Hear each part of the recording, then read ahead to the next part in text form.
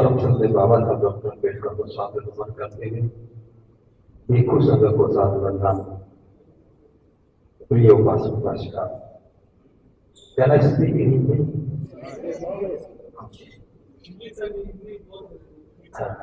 तो मुझे अच्छा नहीं लगता।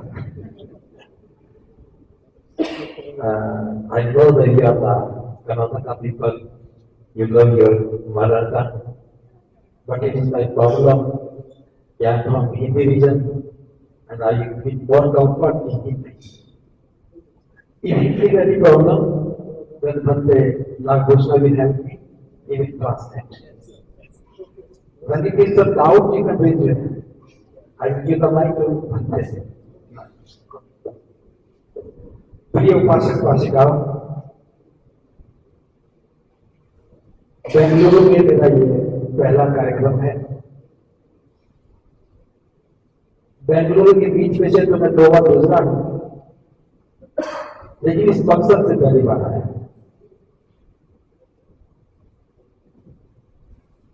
कल से मैंने काफी लोगों से बातचीत की और मैं समझ पा रहा हूं, उसी बात को आपसे कर रहा हूं। मैं अपनी बात शुरू करूं उससे पहले आपसे 2 प्रश्न पूछ रहा हूं। आप इसे बुद्धिस्ट कौन बोले? क्यों बुद्धिस्ट?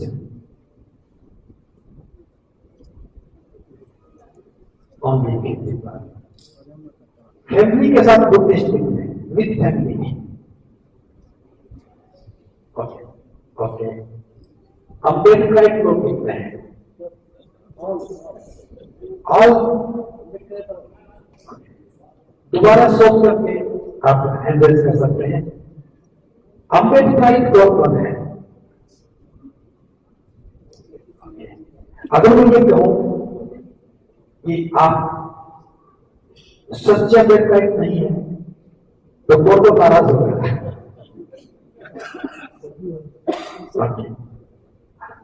मैं आपको कुछ गंभीर बातें करूंगा, उससे पहले मैं छोटी सी स्टोरी सुनाना। It is not a story, एक घटना है बुद्ध के समय की। महात्मा बुद्ध सावधि में ठहरे थे। सावधि, श्रावस्ती। इन पाली इट इज नोन एज सावधि।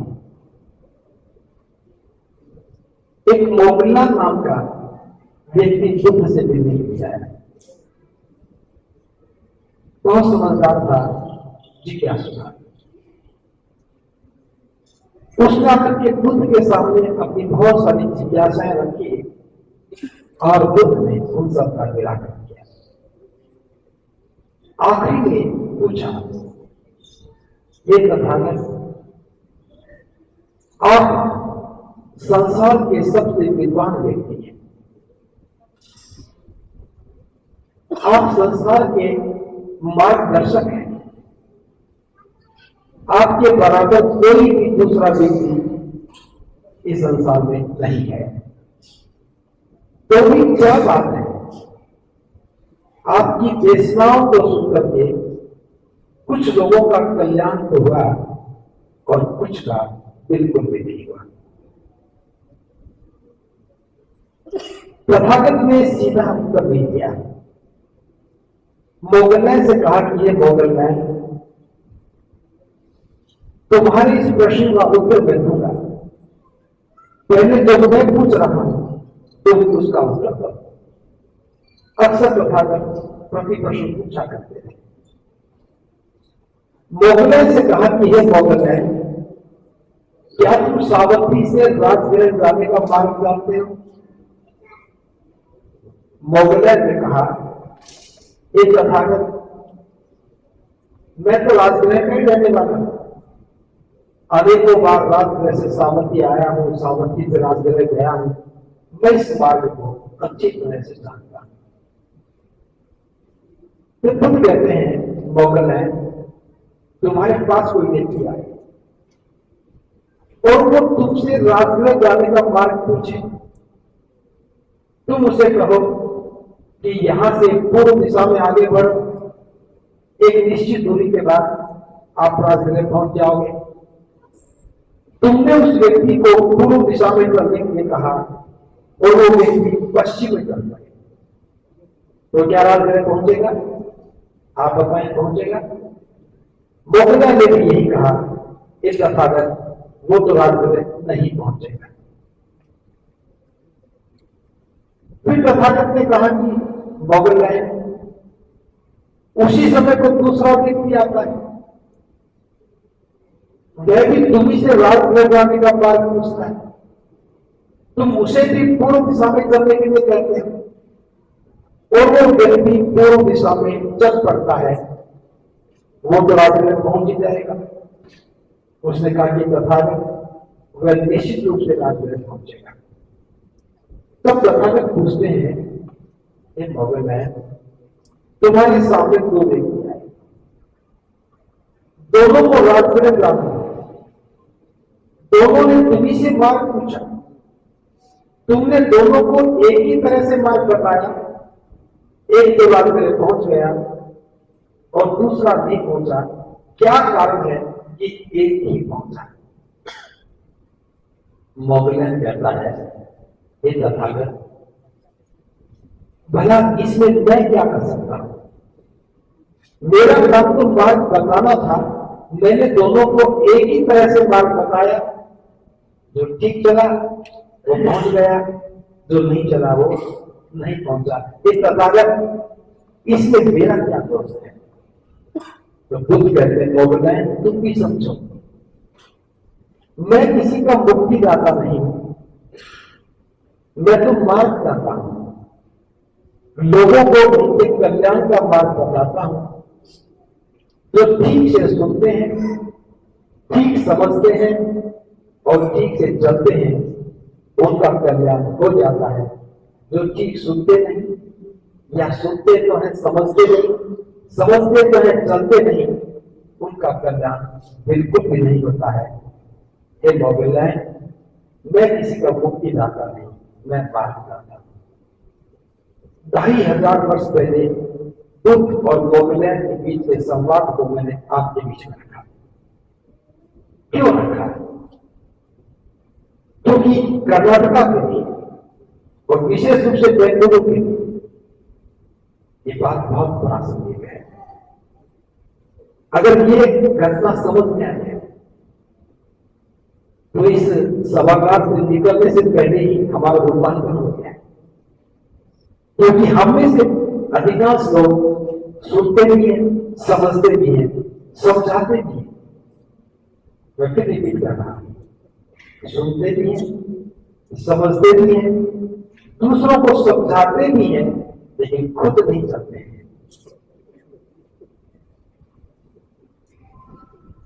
आप सब लोगों ने कहा कि आप अम्बेडकराइट हैं। ये कैसे संभव है कि जो अम्बेडकराइट है वो बुद्धिस्ट नहीं है?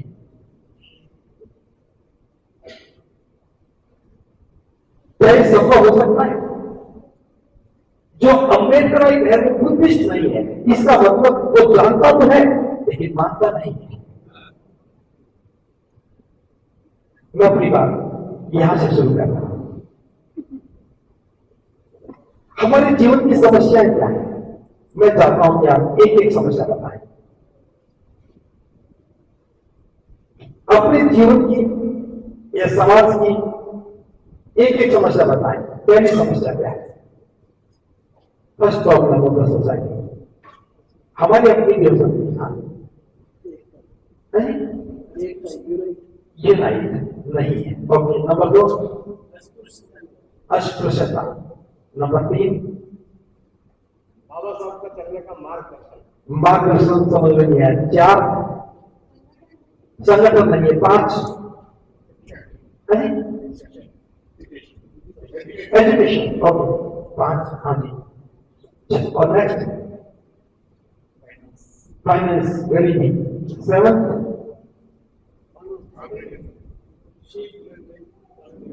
सीट का पालन नहीं करते, क्या बोला? आदर्श, ओके, समानता, ओके। नेक्स्ट अज्ञानता, 9th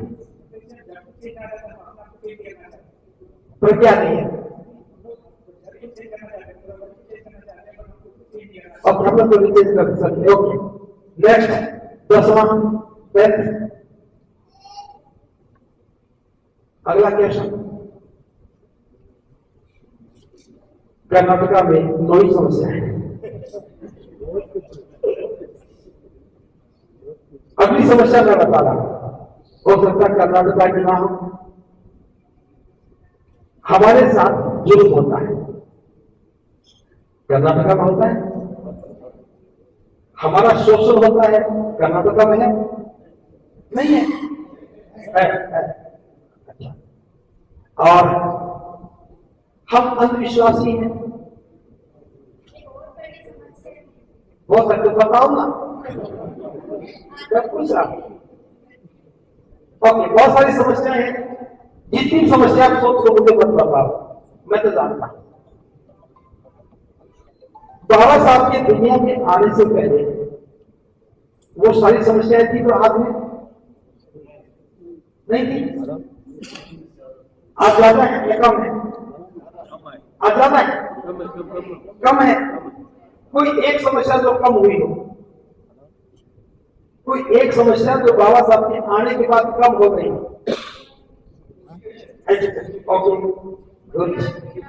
ऐसी महिलाओं की समस्या, ओके, चलो 2 समस्या कब हुई है, बाकी मैं मानता हूं 20 समस्या 18 वर्ष में। मैं बात ध्यान से शुरू करता हूं, सुनिए। डॉक्टर अम्बेडकर जब बीए पास कर लेते हैं तो बड़ौदा के महाराज ने उन्हें स्कॉलरशिप दिया और वो विदेश पढ़ने गए। स्कॉलरशिप के साथ एक कंडीशन थी कि वो 10 वर्ष बड़ौदा रियासत की नौकरी करेंगे, शिक्षा पूरी करने के बाद। बाबा साहब आए, नौकरी पर गए, नौकरी मिली। बड़ौदा में कितने दिन बिताए? 10 दिन। 11वें दिन रिजाइन किया और वापस आए। वापस आने से पहले उन्हें 4 घंटे इंतजार करना पड़ा। जो महाराजा सयाजीराव गायकवाड़ थे उनके बाद में गए। 4 घंटे में उन्होंने जो सोचा, उनके साथ जो हुआ, चपरासी पानी नहीं पिलाता था, रात को समेट दिया गया, रहने को मकान नहीं मिला, 500 की धर्मशाला में 10 दिन बिताए, तो सामान को बाहर फेंका, जो भी कुछ हुआ वही नहीं करना। उस समय बाबा साहब ने संकल्प लिया, जिसे हम संकल्प दिवस के रूप में याद करते हैं। 23 सितंबर का दिन था 1917। उस समय बाबा साहब ने संकल्प लिया, वहां से लौट करके आए, दोबारा विदेश पढ़ने गए, फिर वहां से लौट करके आए। आने के बाद लोगों की नहीं, और अपना सारा जीवन हमारी जीवन की समस्याओं के समाधान में लगाया। उनका संघर्ष शुरू होता है बाहर के तालाब के पानी के आंदोलन से। फिर नासिक के कालाराम मंदिर के प्रदेश आंदोलन हुआ। फिर बाबा साहब ग्लोबल कॉन्फ्रेंस में गए। उसके आसपास ही बाबा साहब ने 16 विद्यार्थियों को विदेश पढ़ने भेजा। बहुत सारे छात्रावास बनवाए। वायसराय की काउंसिल का मेंबर बनकर के बाबा साहब ने बहुत सारे कानून बनवाए। भारत का संविधान लिखा और संविधान लिखने के सारे दौर को, उन सारी बातों को मैं छोड़ करके बिल्कुल अंत में आता हूं। बाबा साहब 18 मार्च 1956 को आगरा में आए। 18 मार्च के दिन को हम आजकल बड़े पैमाने पर सेलिब्रेट करते हैं कि बाबा साहब आगरा में आए और उन्होंने हमें मैसेज दिया। बाबा साहब ने आगरा में आकर के कहा कि मैं सोचता था कि जिस दिन मेरे जैसे सैकड़ों नौजवान पढ़ लिख करके आगे आएंगे, जो भी मेरी तरह से काम करेंगे, तो समाज का भला होगा। आज मैं देख रहा हूं मेरे प्रयासों से पेटू कलम पैदा हो गया है, जो अपना पेट तो भर आज समाज को भूल गया है। और मुझे बात कहते हुए बेहद दुख हो रहा है कि मुझे मेरे समाज के बड़े बड़े लोगों ने धोखा दिया। उनकी आंखों से आंसू गिरे। 3 लाख लोगों ने बाबा साहब को उस समय देखा था।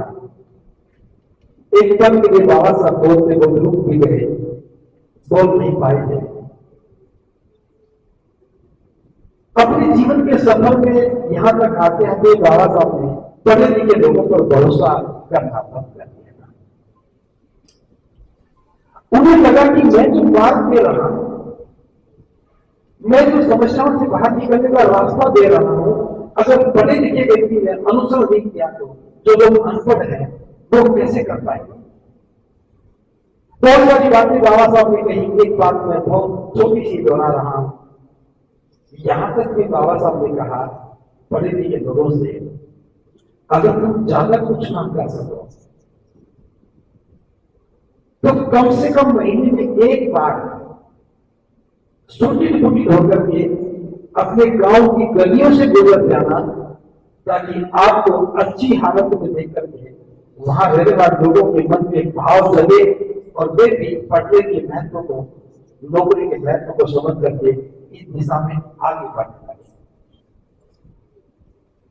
अगर मैं बात कहूं ईमानदारी से, हमने ये काम नहीं किया। गांव छोड़ करके आए, गलियां छोड़ करके आए, शहर में आ गए, गांव में नहीं गए, इस मकसद से नहीं गए। तो बाबा साहब ने सोचा कि मेरे इस सारे आंदोलन का क्या होगा। मैं अपने पूरे जीवन को लगाने के बाद समाज को सुरक्षित नहीं कर पाया हूं, चाहे संविधान में सारे अधिकार दे दिए हैं, लेकिन सामाजिक स्तर पर इस गैर बराबरी को, जातिवाद को, छुआछूत को, अपमान को, शोषण को, उत्पीड़न को कैसे खत्म कर पाऊंगा। तो बाबा साहब ने सोचा कि अब मुझे एक अंतिम समाधान देना चाहिए। बाबा साहब दुनिया के एक महानतम विद्वान है। जीवन का सबसे लंबा संघर्ष, 7 वर्ष की उम्र में स्कूल में गए, वहां से संघर्ष शुरू हुआ और जीवन के अंतिम दौर तक संघर्ष चला। अपने पूरे संघर्ष को ध्यान में रख करके, अनुभव की कसौटी के साथ, पूरे ज्ञान को ध्यान में रखते हुए बाबा साहब ने जीवन के अंतिम समय एक अंतिम फैसला लिया, और वो फैसला था बुद्ध की शरण में जाने का। लाखों लोग बाबा साहब के साथ बौद्ध बने। बाबा साहब ने ये सोच करके कि आने वाले समय में जब लोग मुझे जानेंगे, पढ़ेंगे, तो किसी के मन में ख्याल आएगा कि मैं बाबा साहब का अनुयायी बनने, मेरा अनुयायी बनेंगे, तो मेरे कदम ढूंढते आएंगे, तो बुद्ध के पास जाएंगे, और बुद्ध के पास जाने का अर्थ है अपनी समस्याओं का परमानेंट समाधान पाना। बुद्ध की शरण में जाने से हम अपनी समस्याओं के स्थायी समाधान को पा सकते थे। जब बाबा साहब ने बुद्ध की शरण दी, उस समय मेरा जन्म नहीं हुआ था। आप में से भी अधिकांश का नहीं हुआ होगा, कोई 2-4 लोग हो सकते हैं, इतने बूढ़े तो दिखते नहीं।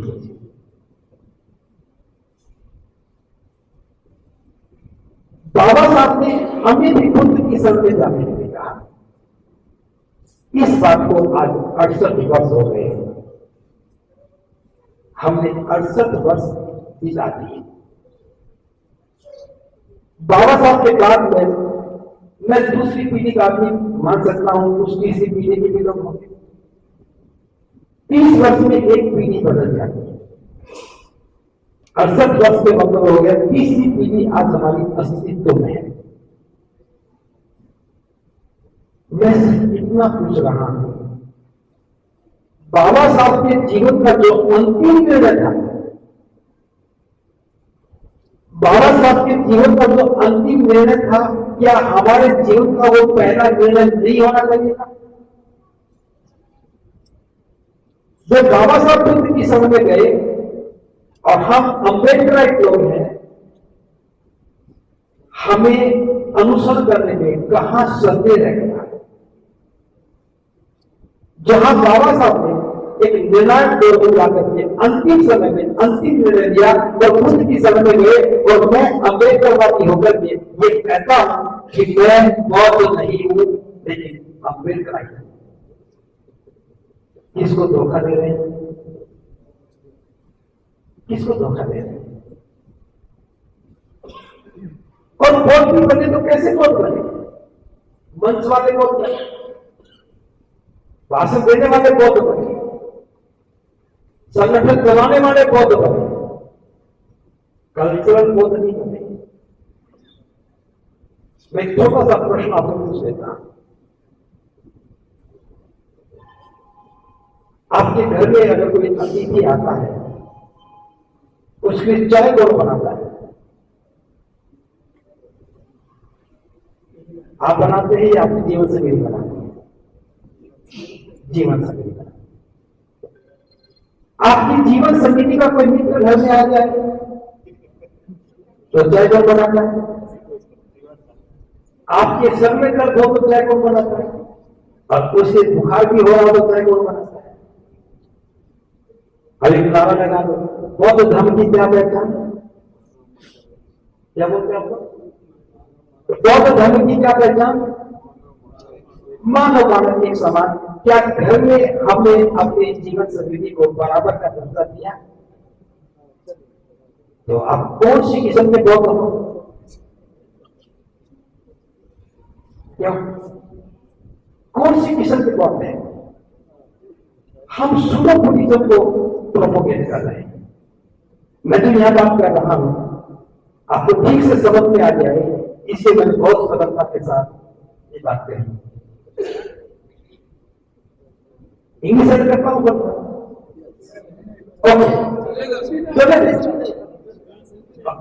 ओके, हिंदी बहुत बढ़िया है, मुझे हिंदी बोलना ठीक लगता है। ओके, कोशिश करो। हमें बाबा साहब से बहुत कुछ सीखना था, लेकिन हम सीख नहीं रहे, हम सिखा रहे हैं। हमारी प्रॉब्लम यही है कि हमने सीखा कुछ नहीं और सिखाने का काम करना शुरू कर दिया। सीखने का मतलब क्या था? हमें बाबा साहब समझ में आ जाते तो आज मुझे कुछ भी बोलने की जरूरत नहीं, मैं यहां सीखने के लिए आता हूं,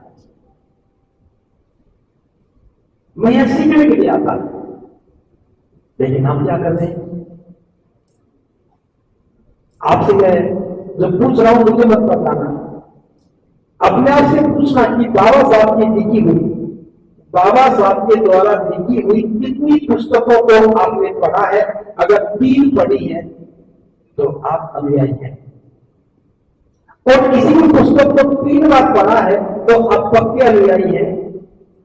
और किसी भी एक पुस्तक के एक भी पैराग्राफ पर आप भरोसा करते हैं तो बाबा साहब के अनुयायी हो सकते हैं।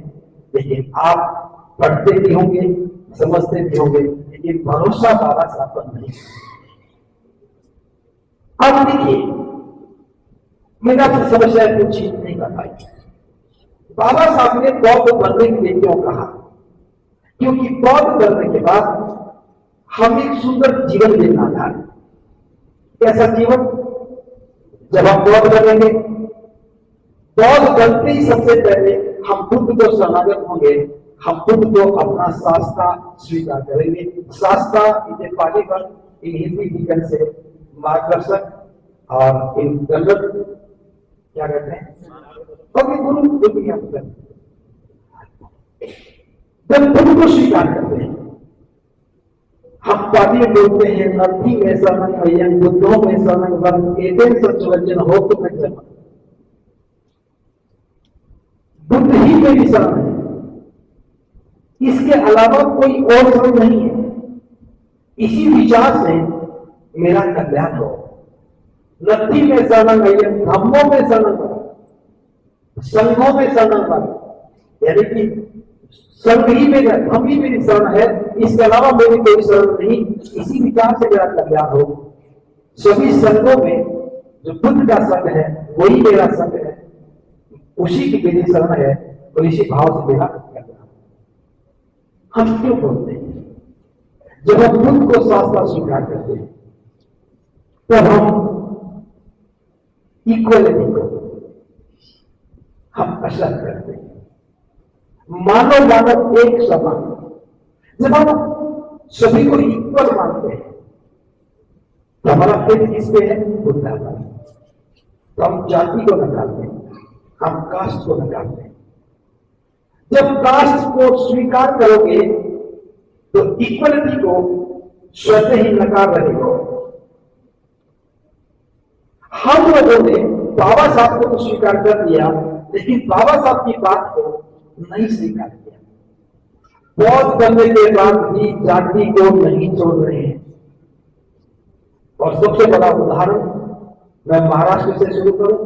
बहुत सारे महाराष्ट्र परिवार यहां आए, 2 दिन तो मुझसे मिलेंगे। महाराष्ट्र में सबसे बड़ा धर्म का आंदोलन चला, सबसे ज्यादा बौद्ध भी वहां बने और सबसे ज्यादा भिक्षु भी महाराष्ट्र में। जहां तक एक जानकारी है, 400 से ज्यादा बौद्ध विहार है और 1000 से ज्यादा भिक्षु भिक्षुणियां हैं। बौद्ध बनने के बाद भी जाति खत्म नहीं हुई। वो सेम प्रॉब्लम कर्नाटका में। We are Buddhist and we are having our caste. Caste is not a Buddhist tradition. It is a Hindu tradition. बौद्ध बनने के बाद जाति को बचाना, ये कैसे संभव हो सकता है कि बौद्ध व्यक्ति कहे क्या हैवी में caste, I am in scheduled caste, I am in backward caste. सबसे बड़ा जो सेटबैक बाबा साहब के आंदोलन को लगा वो यही लगा कि बाबा साहब ने हमें एक रिस्पेक्टेबल लाइफ के लिए, एक सम्मानित जीवन के लिए, एक श्रेष्ठ जीवन बुद्ध का नाटक किया। आज हमारे साथ जो झगड़ा है, लड़ाई है, वो कास्ट को लेकर के। कोई भी व्यक्ति कास्ट का नाम दे करके हमारे मनोबल को तोड़ता है, हमारे रास्ते रोकता है, हमारे ऊपर अट्रोसिटीज करता है, जुल्म करता है, डिस्क्रिमिनेशन करता है। इसे लड़ने के लिए हमारे पास क्या ताकत है? जब भी आप कास्ट लेकर के जाओगे, आप हमेशा निम्न पायदान में, लोवेस्ट फ्लोर पर ही रहोगे। तो बाबा साहब चाहते थे कि बौद्ध बनने के बाद जाति नहीं रहनी चाहिए। जो बाहर परिषद हुई थी 1936 में, उसमें बाबा साहब ने साफ लिखा है कि धर्म बदलने के बाद अपने पुराने धर्म की कोई बात लेकर के मत जाना, वहीं छोड़ना सब कुछ। और बुद्ध की शरण में जाने के बाद बौद्ध धर्म की बातों को भी स्वीकार करना है, उनकी परंपराओं को, उनके प्रतीकों को, उनके पर्व। हमारे साथ ये हुआ, हम दीक्षा तो ले लेते हैं, छोड़ते कुछ नहीं। दीक्षा देने के बाद कुछ छोड़ा क्या? क्या छोड़ा और क्या स्वीकार किया? इसलिए हम मानव मानव एक समान बात की बात को स्वीकार नहीं कर पाए। महाराष्ट्र में एक ही कास्ट के लोग बौद्ध बने। ये आंदोलन महाराष्ट्र से आगे मध्य प्रदेश से होते हुए उत्तर प्रदेश में आया, तो वहां भी एक ही कास्ट के लोग बौद्ध बने। कुछ लोग शाक्य थे, वो भी बौद्ध बने, लेकिन शाक्य बौद्ध और दूसरे बौद्धों के बीच में कोई समानता नहीं। वो कहते थे हम तो शाक्य लोग हैं इसलिए बौद्ध हैं, तुम अम्बेडकर तो इसलिए बौद्ध हो। समानता नहीं रही। हम जातियों को लेकर के बौद्ध हैं। बुद्ध का विचार छूट गया। मानव मानव एक समान का विचार है कि महिला पुरुष में भेद नहीं हो। और आज भी हम इस भेद को खत्म करने का कोई प्रयास नहीं करते। क्या करते हैं? क्या अगर हम ईमानदारी के साथ बौद्ध बन जाते, बुद्ध की शरण में आने के बाद हम कास्ट छोड़ देते, तो हम क्या करते? हम सभी लोगों के अंदर बौद्ध बनने की संभावना ढूंढते हैं। कुछ लोग कहते हैं कि लोग हमारी बात नहीं मानते, हम महिलाएं हमारी बात नहीं मानती, घर में महिला बात नहीं मानती। इससे बड़ा झूठ दुनिया में कोई नहीं। आप मेरी बात को ध्यान से समझना। इस समय बाजार में इतनी वेजिटेबल्स होंगी, मुश्किल से 5-7 होंगी, इतने भी 6 और 7। हर रोज शाम को घर में खाना बनता है तो अपनी जीवन संगी पूछते कि आज क्या सब्जी बना, पूछती है नहीं पूछती? होता है नहीं पता, मुझे कर्नाटका के बारे में नहीं पता, लेकिन लोग क्या होता है। अगर आप कहोगे मुझे भीगी नहीं खानी तो क्या करके बनती है? नहीं बनती। आप कहते मानती नहीं। आप सुबह के जा रहे हैं, आप कहते मुझे खाना बना के मुझे जाना कमाना करती है, फिर कैसे करके नहीं मानती? आपका हर निर्णय मानती है, लेकिन जब बात आती है एक समान होने की, तब आप नहीं मानते हैं, वो इस बात को जानती है। आपने किस किस को पता था कि मैं यहां आ रहा हूं, और किस किस ने अपने घर में अपने जीवन संगिनी को बताया? अच्छा किया आपने नहीं बताया, मतलब सारी चोरी आज भी पकड़ी जाती है, और तो लेकर गए वो भी दुखी होते हैं। एक्चुअल में हम ईमानदार हैं। वहां बहुत करने के लिए कितना समय लगना है? उनके हिसाब से मुझे बात करेंगे कि बहुत धीरे धीरे चलेगा। कितना धीरे? 68 वर्ष कम नहीं होते। एक आदमी की मैक्सिमम लाइफ हाथ में 70 ईयर्स, एवरेज लाइफ को 67 ईयर्स। मैं तो अपनी एवरेज लाइफ से 2 साल ज्यादा जी गया। इतना धीरे चलेगा तो कब बौद्ध बनेंगे?